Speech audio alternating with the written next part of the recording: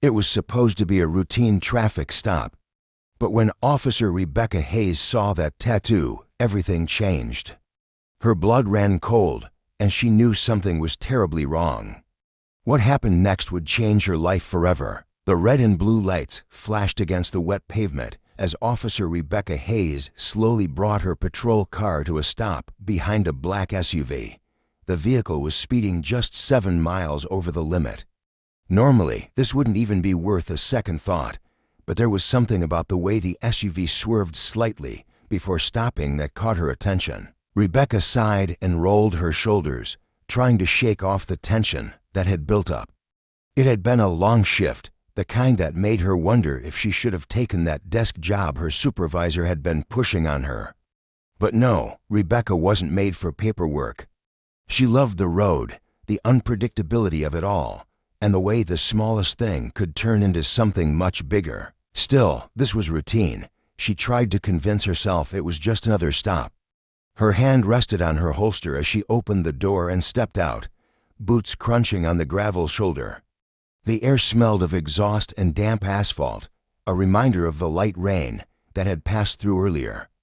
The driver hadn't moved, his hands firmly gripping the steering wheel, knuckles white against his dark skin. She approached slowly. Something felt off. Most drivers would fumble for their license, check the mirrors, or do anything other than sit completely still, as though bracing for impact. She stopped just short of the driver's side window. The man hadn't even rolled it down. Rebecca knocked on the glass, her voice steady, evening. "Sir, license and registration, please." The man's movements were slow and deliberate. He reached for the glove compartment with one hand, keeping the other in plain sight. Good. He knew the drill.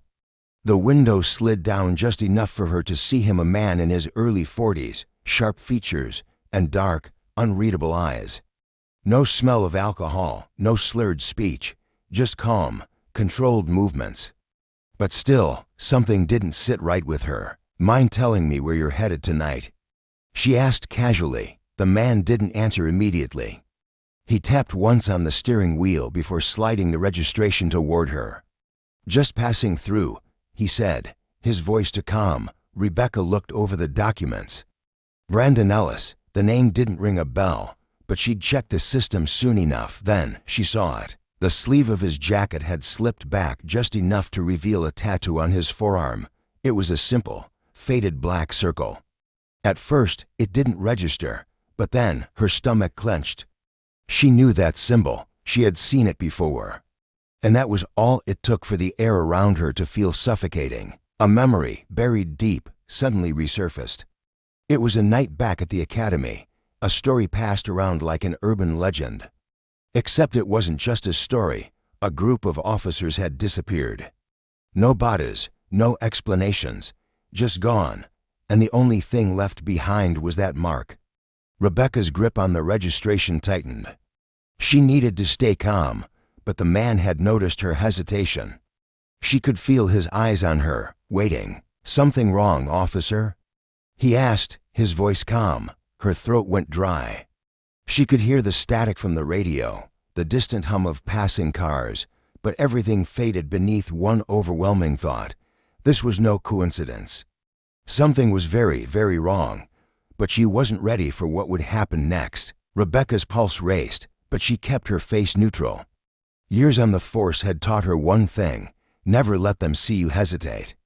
She forced herself to glance at the tattoo again. It was the same symbol she had seen years ago in a case that never made the news. The kind that got buried so deep, even the department stopped asking questions. Her mind flashed back to 2009. She had been a rookie back then, barely a year into her training. A squad from a neighboring precinct had gone on a call about a suspect hiding in an abandoned house. When they went in, the radio cut out. None of them came back. When reinforcements arrived, the house was empty. There were no bodies, no blood, no signs of a struggle, just that mark. Rebecca had asked about it once, but the sergeant shut her down fast. "Some things don't have explanations," he had said. She had let it go, until now. That symbol wasn't just a ghost story whispered between officers.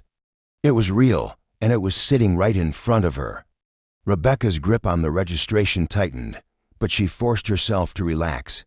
Stay in control. She tapped the roof of the SUV, trying to act nonchalant. Wait here. She turned and walked back to her cruiser, every step heavier than the last. Something told her she needed to act carefully. This man was watching her just as closely as she was watching him. She slid into her cruiser, locked the door, and reached for the onboard computer. Brandon Ellis, his record was clean, no priors.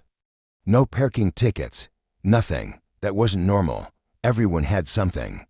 Even the most law-abiding citizens had a paper trail, but Brandon Ellis was a ghost. She tapped the dashboard, thinking he might be connected to what happened all those years ago. She needed backup. Dispatch, this is Officer Hayes. Run an extended background check on Brandon Ellis.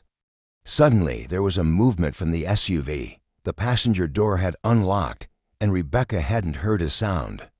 She hadn't seen him move, but now she wasn't dealing with a routine stop anymore. The SUV's brake lights flickered as the engine rumbled to life. Rebecca's stomach twisted. He was about to run, and she couldn't let him.